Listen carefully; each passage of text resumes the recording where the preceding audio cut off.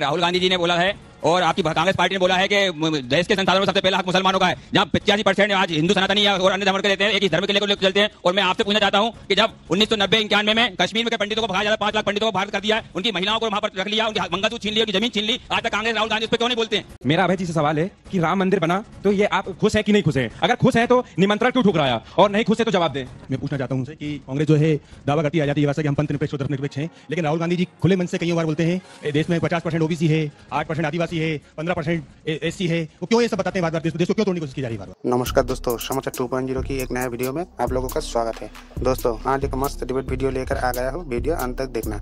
दोस्तों आज की डिबेट में आप लोग देखने वाले हैं कांग्रेस की प्रवक्ता अभय दुबे को ऑडियंस ने कैसे मस्त क्लास लगाया है। दोस्तों आज की डिबेट स्टूडियो में नहीं, खुली मैदान में आम जनता के बीच हुई। भोपाल की जनता ने तो बीजेपी की तारीफ और कांग्रेस की पोल खोल दी। अभय दुबे को जनता ने जो पेला है वो स्टाइल देखकर बड़ी आनंद मिलेगी आपको। दोस्तों आज की डिबेट बहुत शानदार होने वाली है, अंत तक जरूर देखना। एंड डिबेट के बारे में अपना क्या राय है कमेंट में जरूर लिख के जाना। चलिए शुरू करते हैं। मेरा अभय जी से सवाल है कि राम मंदिर बना तो ये आप खुश है कि नहीं खुश है? अगर खुश है तो निमंत्रण क्यों ठुकराया, और नहीं खुश है तो जवाब दें। देखिए बहुत अच्छा साधुवाद देता हूं मैं आपको।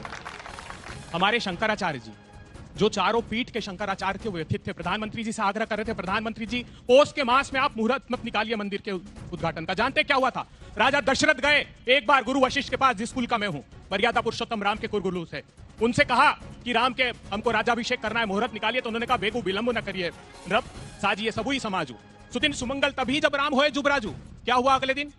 तापस बेस विशेष उदासी 14 बरस भय वनवासी। 14 वर्ष का वनवास हुआ, मुहूर्त नहीं माना तो। फिर उन्होंने कहा कि शिखर पूरा हो जाने दीजिए प्रधानमंत्री जी, हमारी सनातन धर्म की मान्यता है। क्या जवाब दिया जानते हैं आप?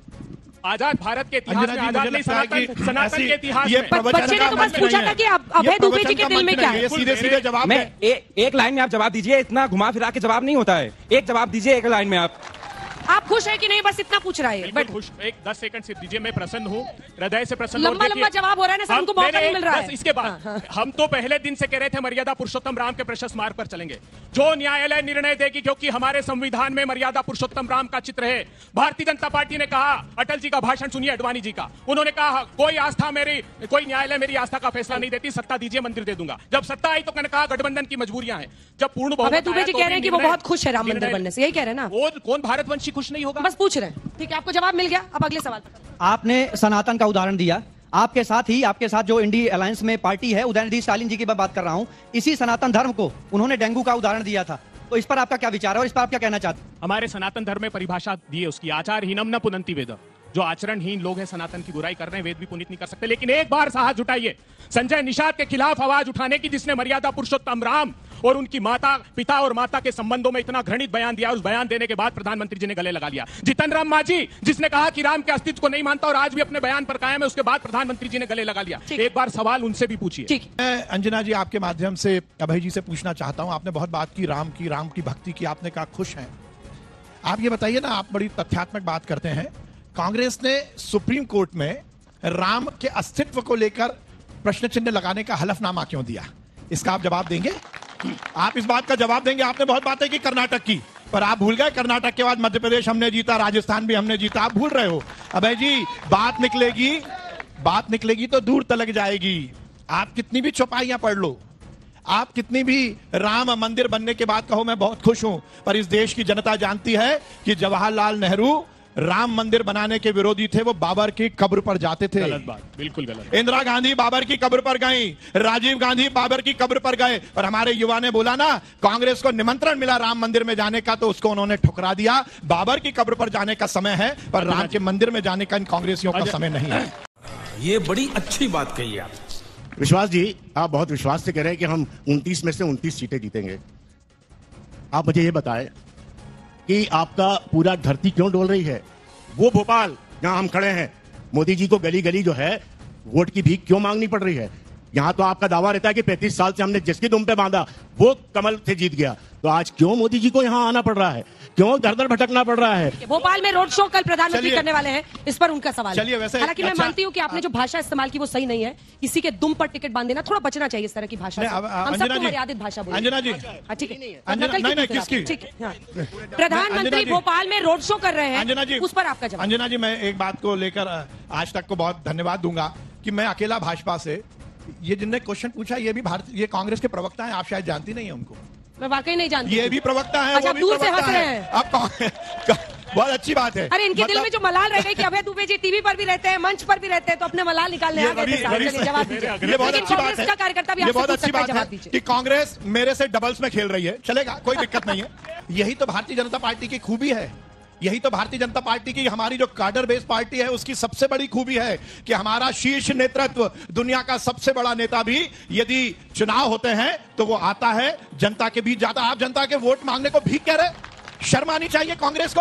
ये कांग्रेस की मानसिकता को बताता है। हम यदि जनता के बीच जा रहे हैं, वोट मांगना रहे, ये लोकतंत्र भाई, जनता के लिए, जनता द्वारा किया हुआ शासन प्रशासन, जनता के बीच जाकर वोट मांगना भीख मांगना नहीं है रवि सक्सेना जी, ये जनता का आदर करना है। आप क्या जानो, आपके नेता तो अमेठी से भगकर वायनाड पहुंच गए, और अब मैं देख रहा हूं, अभी आजकल हम देख रहे हैं कि बने बनाए दौरे में राहुल गांधी नहीं आते, कहते तबीयत खराब हो गई। तो हमारे नेता की तबीयत तो खराब नहीं हो रही भाई। चलिए ठीक है। मैं विश्वास सारंग जी से पूछना चाहता हूँ, उन्होंने अपने नरेले में तो खैर बहुत काम किया है, उसकी तो बहुत ही तारीफ, जितनी तारीफ की जाए उतना ही कम है। मगर हमारे बीजेपी वाले तो नहीं है, बीजेपी वाले में आम नागरिक हूँ। और प्रधानमंत्री जो मुसलमानों के बारे में ऐसे बोलते हैं कि सारे जो है घुस बैठी हैं, ये उनका बोलना है। प्रधानमंत्री के मुझसे नहीं, मैं मतलब वो चाहता हूँ, मतलब ऐसा क्यों बोलते हैं वो? जवाब दीजिए। देखिए, मैं आपको पूरी शिद्दत से और ईमानदारी से कहना चाहता हूं कि नरेंद्र मोदी जी की सरकार का जो मूल मंत्र है ना, वो है सबका साथ, सबका विकास, सबका प्रयास और सबका विश्वास। इस देश में रहने वाला हर एक नागरिक, वो किसी भी जाति का हो, किसी भी धर्म का हो, वो यदि देश से प्यार करता है तो वो घुसपैठिया नहीं है। आप गलत बोल रहे हैं, ये मुसलमानों को घुसपैठिया बोला, ऐसा नहीं है। जो घुसपैठी है उनको घुसपैठिया बोला, उनको बोलना चाहिए नहीं बोलना चाहिए? तो किसी भी जाति का, किसी भी धर्म का। कांग्रेस के अभय दुबे जी से है, मैं पूछना चाहता हूं उनसे कि कांग्रेस जो है दावा करती है आजादी व्यवस्था के हम पंथ निरपेक्ष और धर्मनिरपेक्ष हैं, लेकिन राहुल गांधी जी खुले मन से कई बार बोलते हैं देश में 50% ओबीसी है, 8% आदिवासी है, 15% एससी है। वो क्यों ये सब बताते हैं बार बार? देश को क्यों तोड़ने की कोशिश की जा रही है बार बार? ये तोड़ने के लिए अंतिम पंक्ति में खड़े हुए लोगों को न्याय का सवाल है, इसलिए राहुल गांधी जी ने कहा है हम जातिगत जनगणना कराएंगे। ये राहुल गांधी जी ने बोला है और आपकी कांग्रेस पार्टी ने बोला है कि देश के संसाधनों में सबसे पहला हक मुसलमानों का है, जहां 85% आज हिंदू सनातनी और अन्य धर्म के रहते हैं, एक ही धर्म के लेकर चलते हैं। और मैं आपसे पूछना चाहता हूं कि जब 1990-91 में कश्मीर में के पंडितों को भगाया जाता, 5 लाख पंडितों को भारत कर दिया है, उनकी महिलाओं को वहां पर रख लिया, उनकी मंगलसूत्र छीन लिया, उनकी जमीन छीन ली, आज तक कांग्रेस राहुल गांधी उस पर क्यों नहीं बोलते हैं? कांग्रेस पार्टी और मनमोहन सिंह जी की सरकार ने 15 करोड़ किसानों को जमीन का अधिकार दिया, जिसमें 90% हिंदू थे। कांग्रेस पार्टी की सरकार ने 14 करोड़ मनरेगा के तहत काम चाहने वालों को अधिकार दिया, जिसमें 90% हिंदू थे। कांग्रेस पार्टी ने शिक्षा का अधिकार करोड़ों बच्चों को दिया, जिसमें 90% हिंदू समाज के लोग थे। कांग्रेस पार्टी ने 86 करोड़ लोगों को भोजन का अधिकार दिया था खाद्य सुरक्षा कानून के तहत, जिसमें 90% थे। दूसरी बात में आखिरी बहुत जरूरी, 1 मिनट, ये सवाल का जवाब देना चाहिए। जब 90 दुबे जी कश्मीर की बात चल रही है, आप पूरे ऑल ओवर उसकी दोनों पर 2 लाइन का जवाब जल्दी से मनमोहन सिंह पे आइए ना, मनमोहन सिंह जी के बयान पर। कश्मीर पर जवाब देश को सुनना चाहिए। 1990 में भारतीय जनता पार्टी के समर्थन की केंद्र में सरकार थी, जब पंडितों को वहां से हटाया गया। मैं पूछना चाहता हूं, जब नदी मार्ग का हमला हुआ, जब किसकी सरकार थी? भारतीय जनता पार्टी की। पूरे गांव को झाड़ के नीचे बिठाकर काट दिया गया। सिंहपोरा का हमला हुआ, जब सिखों को काट दिया गया, जब भारतीय जनता पार्टी की सरकार थी। जनता को आप मूर्ख समझना बंद कर दीजिए। आज रजनी बाला को, राहुल भट्ट को, माखनलाल बिंद्रू जो 90 के दशक में भी घाटी छोड़कर नहीं गए, टारगेटेड किलिंग हो रही, प्रधानमंत्री एक शब्द नहीं बोलते। और सैफुल्लाह फारूक, ये बात देश को मनमोहन सिंह जी के बयान पे आए नहीं अभय जी। सैफुल्लाह फारूक आइसक्रीम पूरा पिघल गया, सवाल पूछना चाह रही है, रुके जिसको भारतीय जनता पार्टी ने टिकट दिया। एक सेकंड प्रश्न भी मेरा आइसक्रीम से जुड़ा हुआ है। को भारतीय जनता पार्टी ने टिकट दिया। तालिब हुसैन, सुनिए सर, जनता की भी सुनिए, जो भारतीय जनता पार्टी। प्रभु इधर एक्सक्यूज मी सर, मेरा नाम अभिलाषा है और इससे पहले मैं बता दूं कि मेरी तबीयत हल्की सी खराब थी, तो मेरी मित्र जो है गर्मी में मेरे लिए आइसक्रीम लेकर आई। तो मेरा प्रश्न ये है कि जब मैं 20 साल की हूँ और मेरी मित्र तबीयत खराब होने पर मेरे लिए आइसक्रीम लेकर आ रही हैं, तो आपके मित्र ऐसे क्यों हैं कि आपकी तबीयत खराब होने पर आपका साथ छोड़कर चले जा रहे हैं, या फिर दूसरे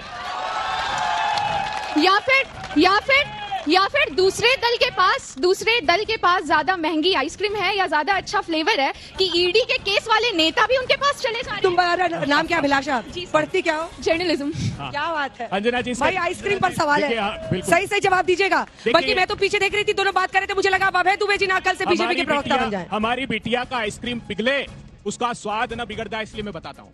अजीत पवार यही मध्य प्रदेश में प्रधानमंत्री जी ने आरोप लगाया था 70,000 करोड़ रुपए का घोटाले का आरोपी। जुलाई 21 में उसके खिलाफ ईडी ने प्रेस नोट जारी किया। आज उसका और उसकी वाइफ सुनेत्रा पवार का नाम हटा दिया। मेरा निवेदन है कि मैं भी गाड़ी से आया हूँ, मुझे भी उतना ही समय सारे सवाल ज्यादा उनको हो रहे हैं, मैं क्या करूँ? अब जल्दी से आप इसका जवाब दे दीजिए। एक हिंट तो दे देते कि छिंदवाड़ा इस बार कैसे जीत रहे हैं। हमने सुना था पहले बहुत अंदर खाने आप लोगों की चर्चा चल रही थी, कमलनाथ जी से फिर बात बनी नहीं। मैं निवेदन कर रहा हूँ, आइसक्रीम का वो फ्लेवर आया नहीं। देश में मोदी की गारंटी है और मोदी की गारंटी है कि गारंटी पूरी होगी, इसलिए सरकार बन रही है। 29 की 29 जीत रहे हैं, छिंदवाड़ा भी जीत रहे हैं। और मैं फिर निवेदन करना चाहता हूं अंजना जी, मुख्य मुद्दा यही है। अभी बहुत बातें हुई, मनमोहन सिंह की बात हुई जिस पर उन्होंने जवाब नहीं दिया। मनमोहन सिंह जी ने निश्चित रूप से समाज को, देश को तोड़ने का बयान दिया, उस पर जवाब नहीं दे रहे। और कांग्रेस के नेताओं के बारे में अब ये बहुत शायराना बात कर रहे हैं, तो थोड़ा बहुत तो मैं भी बोल लूंगा। मैं भी बोलूँ ना, एक आध शेर तो मैं भी, एक आध शेर तो मुझे भी बोल लें तो भाई। कांग्रेस के नेताओं के बारे में किसी ने लिखा, ये बहुत डींगे हक रहे हैं, हमने ये किया, हमने वो किया। तो कौम के गम में डिनर खाते थे हुक्काम के साथ, कौम के गम में डिनर खाते थे हुक्काम के साथ, रंज लीडर को बहुत था मगर आराम के साथ। इतने तेजस्वी लोग हैं हमारे पास।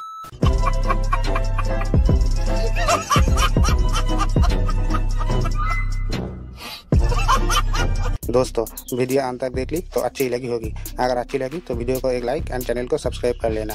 एंड वीडियो के बारे में अपना क्या राय है कमेंट में जरूर लिख के जाना। वीडियो अंत तक देखने के लिए आपको बहुत बहुत धन्यवाद। चलिए मिलते हैं अगली वीडियो में, तब तक के लिए जय हिंद, जय भारत, जय श्री राम।